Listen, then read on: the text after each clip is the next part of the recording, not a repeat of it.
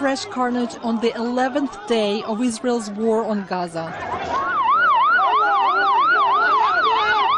Victims of an attack outside a UN school at the Jabalia refugee camp, where more than 1,000 civilians had been seeking refuge from the Israeli offensive. Dozens died, many more injured, as a shell exploded just meters away from the school. More evidence: nowhere is now safe in Gaza. Children were once again among the dead, and the UN is now calling for an investigation. We gave, long before this conflict, all of the GPS coordinates of all of our installations in Gaza to the Israelis. Our installations are clearly marked as UNRWA installations.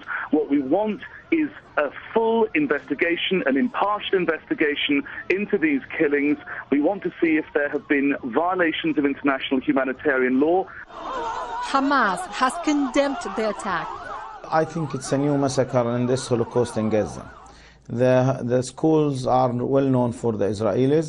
They know that they are places for the United Nations, and they are hitting them. Just hours earlier, another attack on another UN school, killing 3 members of the same Palestinian family. But Israel insists Hamas is to blame for the civilian deaths, not the Israeli fire. Any terror organization that chooses to booby trap his own people, I think it's indespicable. I think that it's not moral, and I think that Hamas does not really care for its own people. The UN says its schools were the last place of refuge for civilians trying to flee the fighting, and it estimates at least 13,000 have left their homes. But they have nowhere to go, as all the crossings out of Gaza remain closed. On Tuesday, Israeli forces moved into major population centers across the Gaza Strip, including the second-largest city of Han Yunis in the south, bringing more destruction, panic and grief.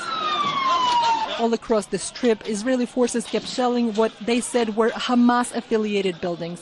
But once again, residential areas were hit in what's the most crowded place on earth.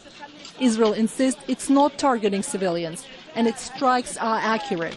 But as the death toll rises and schools get hit, Israel may find it that much harder to explain its actions and defend its offensive to the outside world.